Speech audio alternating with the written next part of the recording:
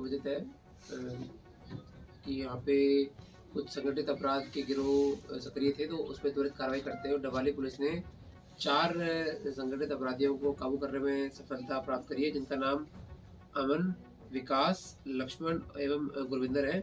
और इनसे 2 315 बोर के अवैध हथियार और एक कारतूस भी बरामद किया गया है। और इसके संबंध में ऊड़ा थाने में और कालावाली थाने में FIR दर्ज की गई है। और विशेष बात यह है कि न सिर्फ जिनसे वेपन रिकवर किया गया है उन्हें अरेस्ट किया गया है, लेकिन जिनसे वो वेपन लाते थे, तो सेकंड लेवल पे जो सोर्स है उन्हें भी गिरफ्तार किया गया है। और मुझे ऐसा लगता है कि इनके पास वेपन होने का जो कारण है या इनकी आपसी जो कुछ रंजिश है कुछ लोगों से वेपन रिकवर होने से और उनके गिरफ्तार होने से, तो जो संगठित अपराध है उस पर रोक लगाने पे कामयाबी हासिल होगी। सर ये किस तरह के अपराधों को अंजाम देते थे सर? देखिए, ये इन 4 लोगों के खिलाफ लगभग 13 अभियोग अलग अलग थानों में दर्ज है। और लड़ाई झगड़ा, चोरी, लूट, आगजनी, फ्रॉड इत्यादि के मुकदमे इन पे दर्ज है, न सिर्फ राजस्थान, हरियाणा, पंजाब इत्यादि में, बल्कि अन्य जगहों पे भी। और नशे करने के आदी हैं। और जैसा कि पूछताछ में ज्ञात हुआ है कि इनका कुछ अन्य लोगों से कुछ बातों को लेकर विवाद था और पहले भी इनके कुछ झगड़े हो चुके थे। और इन्हें अंदेशा था कि अगर वहाँ मतलब जो अन्य लोग हैं वो किसी प्रकार का हमला करते हैं तो जवाबी कार्रवाई या जवाबी हमले के लिए इन्होंने इस तरह के अवैध हथियार अपने पास रखे हुए थे। तो इस पे कार्रवाई करते हुए इनको अरेस्ट किया गया है और वेपन भी रिकवर किया गया है। 2 वेपन, अवैध हथियार और 1 जिंदा कारतूस इनसे बरामद किया गया है। तो प्रारंभिक पूछताछ में सर कैसे ये लेके आते, हथियार कहाँ से लेके आते थे, इसका कुछ खुलासा हुआ? तो देखिए, इसमें जो ये अमन है, ये विकास नाम के व्यक्ति से वेपन लेकर आए थे। और जो विकास एक काला नाम का व्यक्ति है, उनसे वेपन लेकर आए थे, जो 3rd लेवल है। बट जो ये तीसरे लेवल पर जो है काला, इनकी मृत्यु हो गई है कुछ दिन पहले कुछ एक्सीडेंट वगैरह में। लेकिन फिर भी हमारी पूछताछ जारी है कि ये वेपन कहाँ बनता है, कैसे बनाया गया। और इसके अलावा जो ये लक्ष्मण है, जो CI काला वाली टीम ने गिरफ्तार किया, ये गुरविंदर नाम के व्यक्ति से वेपन लेकर आए थे, तो ये गुरविंदर को भी अरेस्ट किया गया है।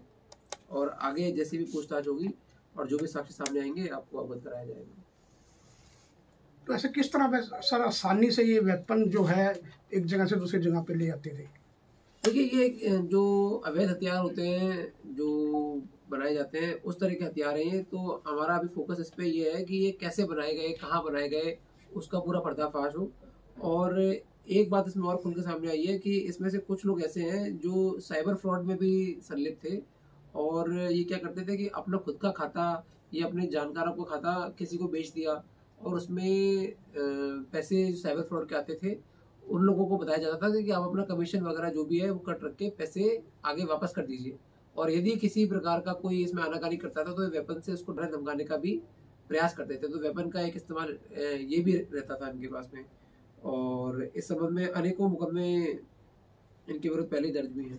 तो क्या ऑब्जेक्टिव क्या है सर इनका, मतलब क्यों इस दुनिया में आए ये लोग?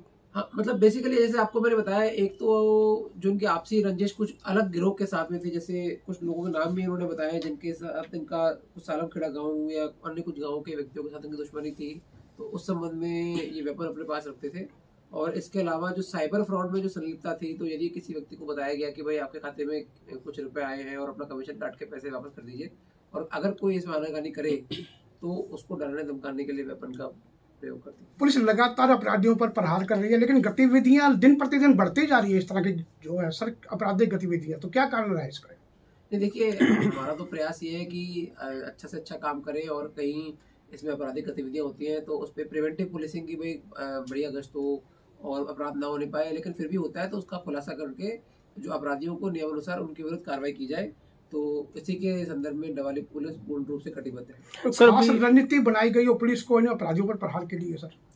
देखिए, एक तो जो अपनी गश्त है, चाहे वो पैदल गश्त हो गई, चाहे ERV राइडर की गश्त हो गई, उनको उनकी जवाबदेही तय करना बहुत ज़्यादा ज़रूरी है कि अगर कहीं पर कोई वारदात हो रही है तो उस समय उनकी गश्त कहाँ पर थी। और इससे एक तो ये होता है कि भाई भविष्य में कोई वारदात नहीं हो, उनकी जवाबदेही तय होती है। इसके अलावा साइबर का भी हमने पूरा मदद लेने का प्रयास किया गया है। ना सिर्फ ये घटना, लेकिन इससे पहले की जो भी घटनाएं हैं उसमें साइबर सेल की भी हम पूरी मदद लेते हैं कि भाई उससे जो डेटा मिल पाए कि ना सिर्फ पहला आरोपी बल्कि पीछे से जहाँ से वो सामान ला रहे हैं या कोई अपराध का मतलब तैयार कर रहे हैं गिरोह, उनको भी अपन गिरफ्तार कर सकें। तो प्रयास यही है। सर अभी सिलसिलेवार तरीके से डबवाली शहर में चोरियों की घटनाएं हुई हैं, तो कोई इनपुट उसमें पुलिस को मिल पाया है? हाँ नहीं, बिल्कुल मिल पाया। अपन ने कुछ चोरियों की वारदात को ट्रेस भी किया गया है, और आगे भी मतलब कुछ दिनों में आपको जो कुछ घटनाएं हुई हैं उनको ट्रेस करने के संबंध में आपको अवगत करा दिया जाएगा। सर इस वेपन के मतलब यूज से किसी को कोई नुकसान या फिर इसके गोली की कोई ऐसी जो है जानकारी मिल पाई हो? मतलब ये वेपन इन्होंने कहीं चलाया है कि नहीं चलाया है? जी। नहीं, शायद तक अभी तक तो इन्होंने वेपन अभी तक इस्तेमाल नहीं किया था, लेकिन इसमें एक लाइव बुलेट भी इनसे मिला है और ये देसी वेपन है, तो ये भी पता करा जा रहा है कि ये कहाँ से बनाया था इन्होंने। इसके बनाने की अगर कोई संगठित गिरोह है, ये कहाँ बनता था, तो वो भी मतलब जांच पड़ताल करने का प्रयास कर रहे हैं। एक सर अपने एरिया में आज डबवाली शहर में भी और गांव लोगड़ में भी एनआई की रेड हुई है सर। हाँ जी। तो वो सर किस संदर्भ में थी और कुछ बरामद हुआ या किसी को लेके गए हैं साथ?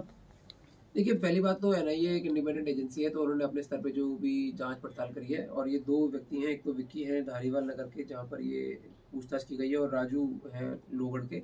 पर इस संदर्भ में एनआईए द्वारा स्वतंत्र कार्रवाई की गई है, और इसके बारे में तो वही ज़्यादा डिटेल में बता पाएंगे। तो सर इनकी कोई किसी के नेतृत्व में टीम आई सर? वो कौन थे? डिप्टी सुपरिटेंडेंट ऑफ पुलिस जो एनआईए के अधिकारी हैं, उनके नेतृत्व में वो टीम आई थी, और उन्होंने अपनी जो स्वतंत्र कार्रवाई है वो करी है। ठीक, थैंक यू सर।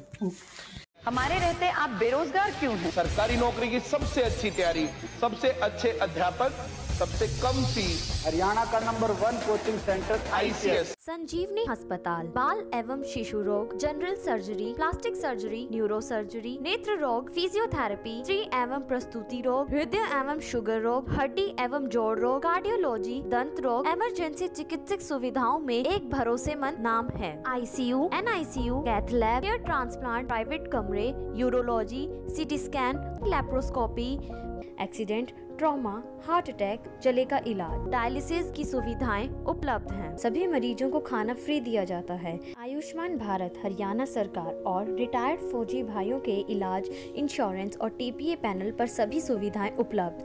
पूछताछ मोबाइल नंबर 7027566691।